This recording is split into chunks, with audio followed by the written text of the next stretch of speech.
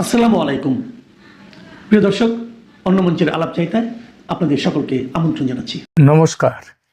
খবরের অন্তরালের খবর নিয়ে ক্যালকাটা ডায়ালগস থেকে মনোজ দাস। কাজের সময় কাজী, কাজ ফুরলে পাজি। আসিম মুনিরের সঙ্গে পাকিস্তানের ফিল্ড মার্শাল আসিম মুনির, তার সঙ্গে ট্রাম্প সাহেবের ভাব ভালোবাসার বহর দেখে মনে হচ্ছিল আমেরিকা পাকিস্তান যেন জনম জনম কা সাথী। অনেকটা একই অবস্থা বাংলাদেশের ইউনূস মিয়ার সঙ্গে। ক্ষমতায় বসার আগে ইউনূসের ওপর ট্রাম্প সাহেবের সে কি রাগ। ইউনূস ছিলেন তার কাছে অসহ্য। ক্ষমতায় বসার পর ভোল বদল, কি ভাব। ট্যারিফ কমাতে ওই 37 থেকে 20-তে নামাতে সেটা গোপন চুক্তি হলো। সেই চুক্তিতে আমেরিকার কাছে মোটামুটি দেশ বিক্রি করে দিলেন ইউনূস সাহেব। আর স্বার্থ গুছিয়ে নেয়ার সেই খেলায় কুকুরকে এক টুকরো মাংস ছুঁড়ে দিলে সে যেমন লাফিয়ে মাংসের টুকরোটা মুখে নিয়ে মনিবের পায়ের কাছে এসে লেজ নাড়তে থাকে আনন্দে, বাংলাদেশের সরকারও তেমনটাই করেছেন। ছোট্ট এক টুকরো ছুঁড়ে দেয়া মাংস, আর সেটা পেয়ে বাংলাদেশের বর্তমান সরকারের নেতারা লাফিয়েছেন আনন্দে।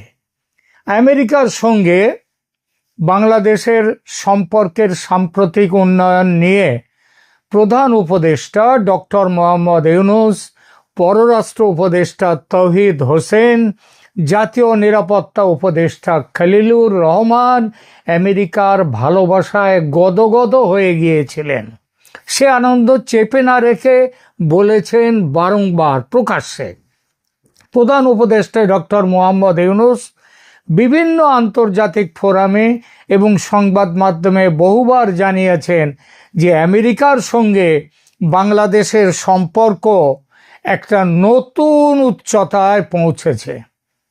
বিশেষ করে ছাত্র জনতার অভ্যুত্থানের পর মার্কিন প্রশাসন বাংলাদেশের সংস্কার প্রক্রিয়ায় বড় ধরনের সমর্থনের প্রতিশ্রুতি দিয়েছে। সেই প্রতিশ্রুতির এই নমুনাটার কথায় পরে আসছে।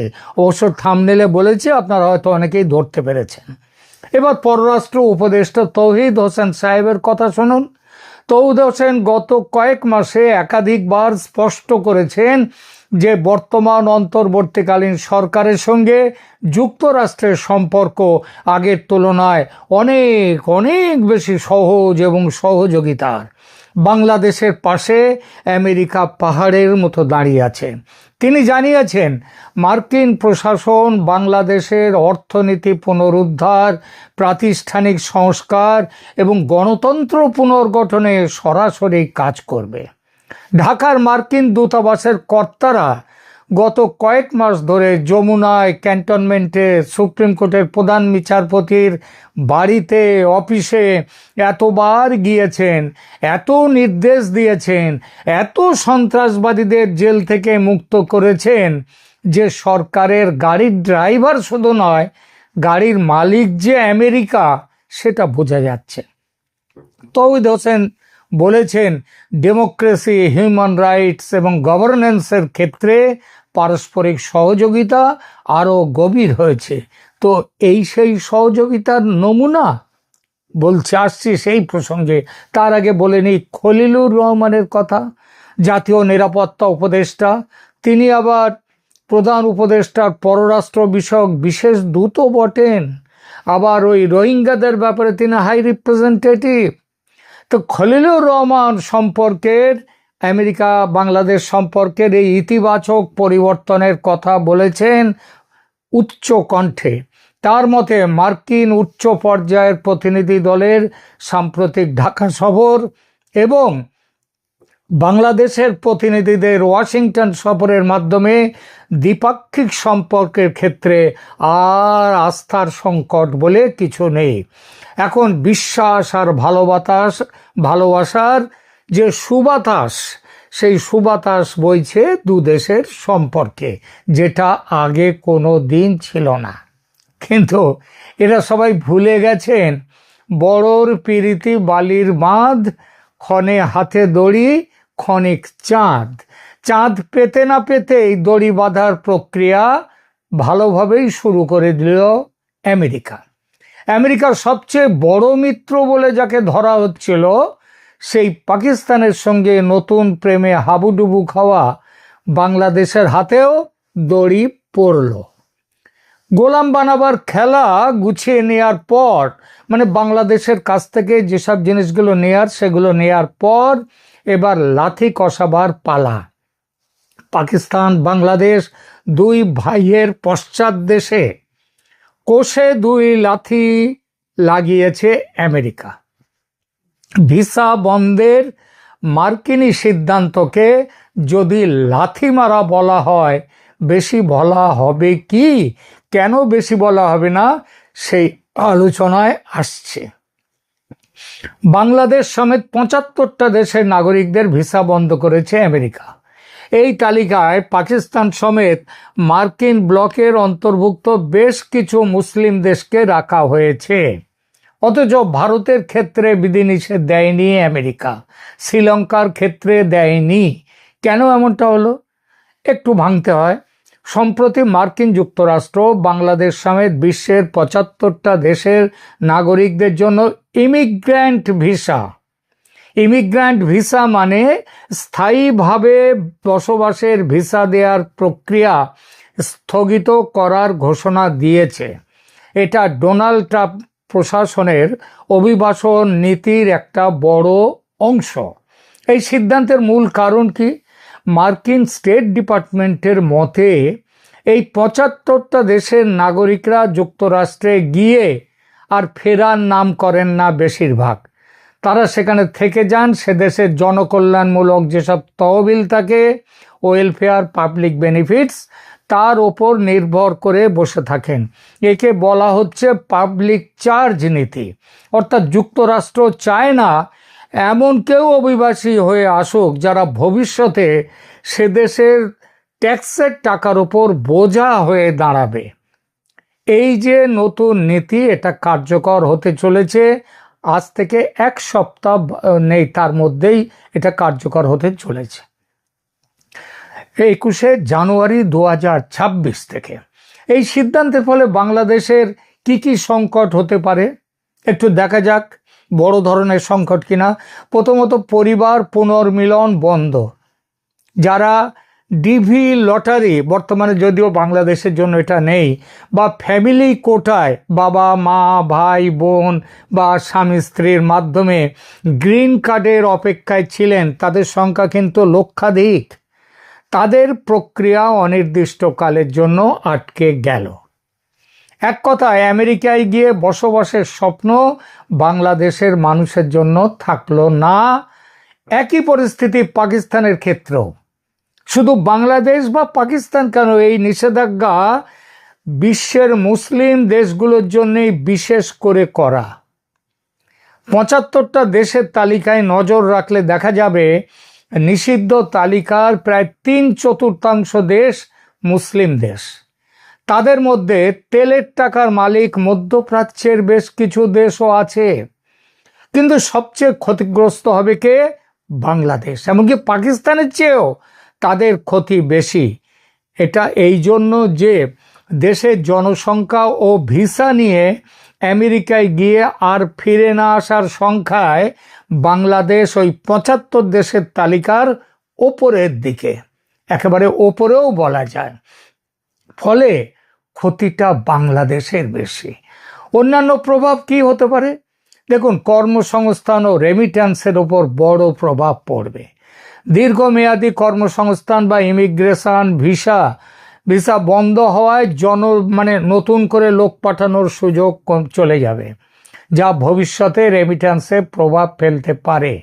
মনে রাখবেন, সব আরব দেশ থেকে মিলে যত ডলার বাংলাদেশে রেমিট্যান্স হিসেবে আসে, একা আমেরিকা থেকে আসে তার চেয়ে বেশি। ছাত্র পর্যটন ভিসা, তারপরেও আবার দেখুন এই আরব মধ্যপ্রাচ্যের বেশ কিছু দেশও আবার বাংলাদেশিদের এখন কাজে নিচ্ছে না। এরপরে আসুন ছাত্র ও পর্যটন ভিসা।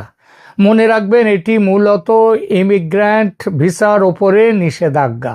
তবে ভিজিটার ভিসা বা B1 বা B2 বা স্টুডেন্ট ভিসার ক্ষেত্রেও স্ক্রিনিং এবং কড়াকড়ি অনেক বেড়ে যাবে। এমনকি বাংলাদেশে যারা বেড়াতে যাবে তাদের জন্য $15,000 দিয়ে বন্ড কিনে জমা রাখতে হবে। $15,000 মানে প্রায় 19 লক্ষ বাংলাদেশি টাকা। এই টাকাটা যাওয়ার আগে জমা করতে হবে। ইমিগ্রেশন ভিসা পাওয়ার ভিসা পাওয়ার আগে জমা করতে হবে। বেড়াতে যাওয়ার ভিসা জমা করতে হবে এবং নির্দিষ্ট সময়ের আগে ফিরে না এলে এই টাকা বাজেয়াপ্ত, এবং বাজেয়াপ্ত শুধু না, ঘাড় ধরে আবার আমেরিকার থেকে ফেরত পাঠিয়ে দেওয়া হবে। এবার একটু অন্য রকম প্রভাবের কথা বলা যাক। ডক্টর ইউনূস ও তার উপদেষ্টা পরিষদের ওপর কি প্রভাব ফেলতে পারে আমেরিকার এই সিদ্ধান্ত? গত 18-19 মাস ধরে যে মবক্রেসি চলেছে দেশে, যে অত্যাচার, অনাচার, খুন জখমের হাজার হাজার ঘটনা ঘটে চলেছে দেশে, যেভাবে পাহাড় প্রমাণ আর্থিক দুর্নীতি হয়েছে, এই সরকারের বিদায় হলে তার জন্যে বিচারের মুখোমুখি দাঁড়াতেই হবে অপরাধীদের। এই অপরাধীর তালিকার ওপরে আবার জল করছেন স্বয়ং প্রধান উপদেষ্টা, তার নিচে অন্য উপদেষ্টাদের লম্বা তালিকা। ইনডেমনিটি নিয়ে রেখেছিলেন যাতে বিচারের মুখোমুখি না হতে হয়, কিন্তু সেই ইনডেমনিটি যে কাজ দেবে না সেটা সবাই জানে, কারণ এর আগেও ইনডেমনিটি দেওয়ার পরে অন্য জমানায় সেই ইনডেমনিটি গ্রাহ্য হয়নি। তাই উপদেষ্টারা, অপরাধীরা সেফ এক্সিট নিয়ে অন্য দেশে পালাবার জন্যে মরিয়া সবাই। এটা আমার কথা নয়, আমি যে খাটিয়ে বানিয়ে বলছি তা নয়। বলেছেন একদা উপদেষ্টা ও বর্তমানে এনসিপি দলের নেতা নাহিদ ইসলাম স্বয়ং। আপনারা হয়তো ভুলে যাননি, গত অক্টোবরে তিনি বলেছেন, অক্টোবরের গোড়ার দিকে সম্ভবত 4-5 তারিখ নাগাদ, তিনি বলেছেন সেফ এক্সিট নিয়ে দেশ ছাড়ার জন্য তৈরি আছেন বহু উপদেষ্টা।